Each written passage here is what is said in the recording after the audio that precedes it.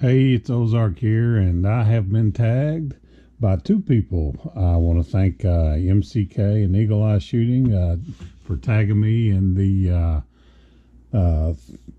Tang knife challenge, or whatever you want to call it.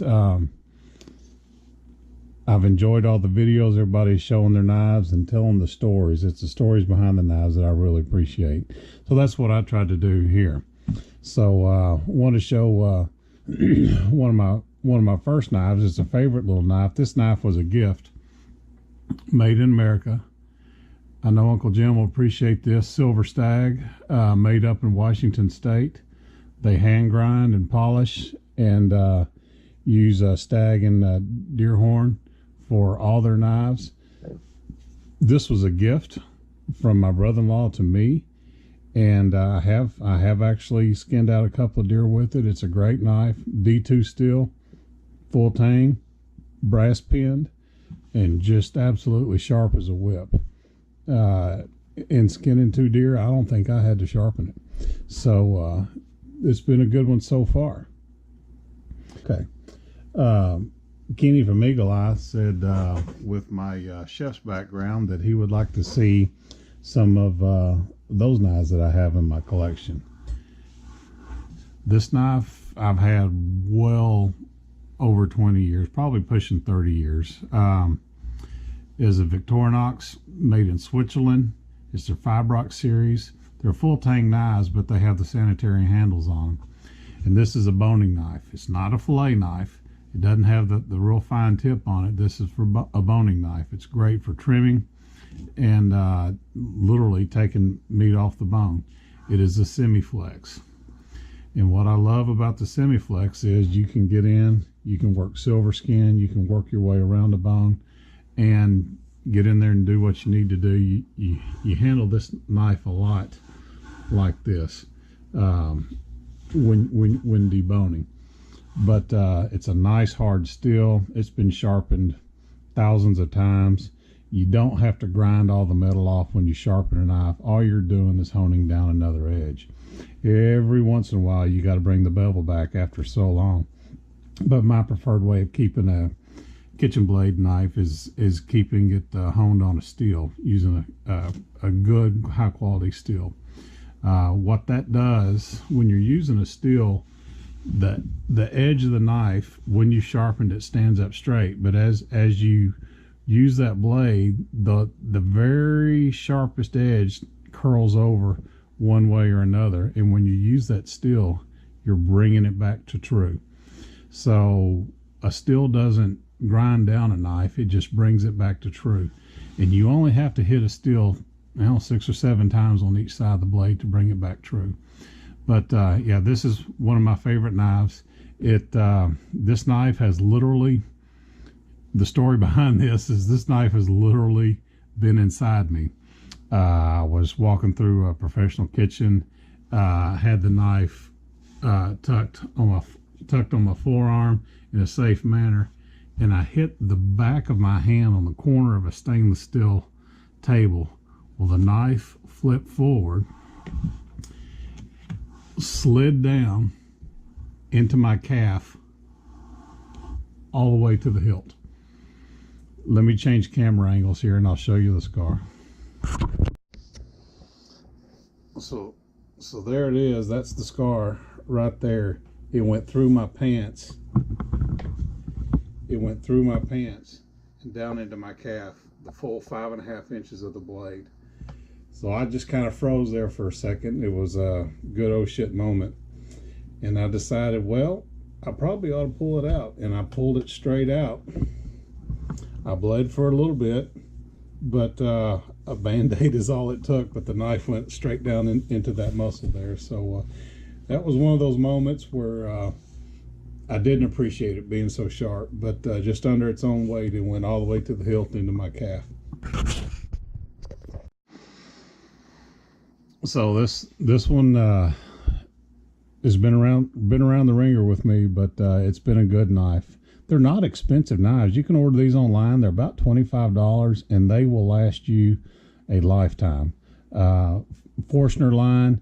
It's the same company that makes gosh, Swiss Army knives, Victorinox. Victorinox. It is not Victorinox. You'll hear the argument all the time, but it is Victorinox. But you think these are knives? Those aren't knives. This is a knife. 12.5-inch French blade. A lot of people call these kitchen knives. I've also got a 10 and an 8. But at 12.5, when you're working big things like cabbage, watermelon, things like that, it allows you to get that cut that you want. I prefer a French blade or a kitchen knife that's got a belly to it. So when you are working the knife, you've got plenty to work on. The knife comes to a rock.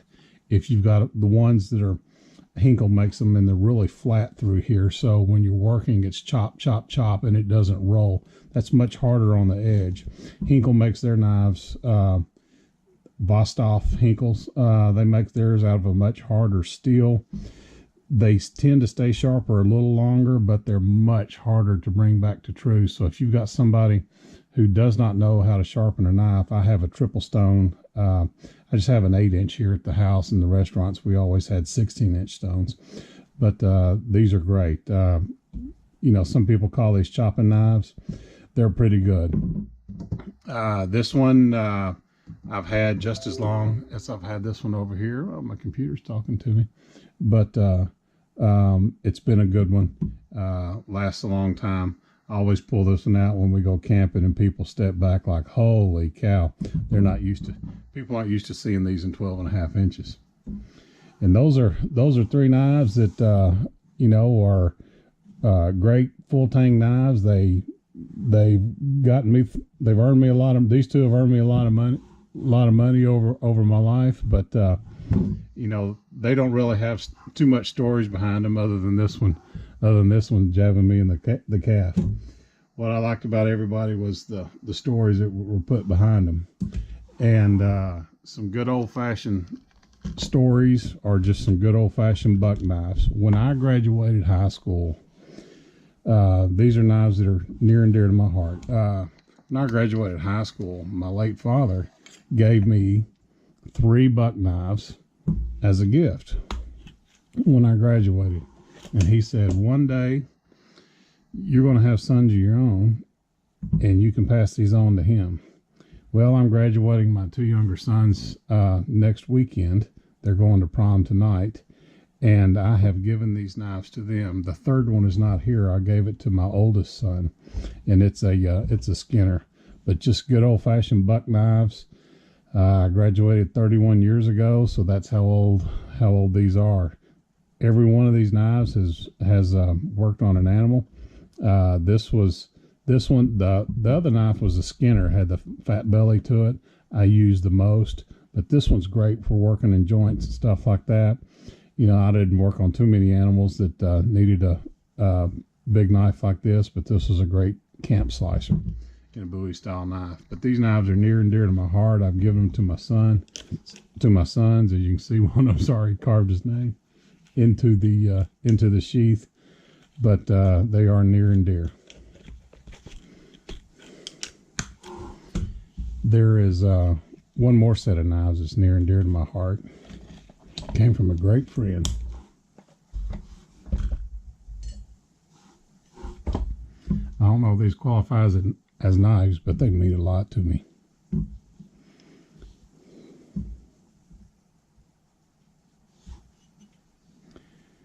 When my middle son was diagnosed with an illness that could have potentially been terminal,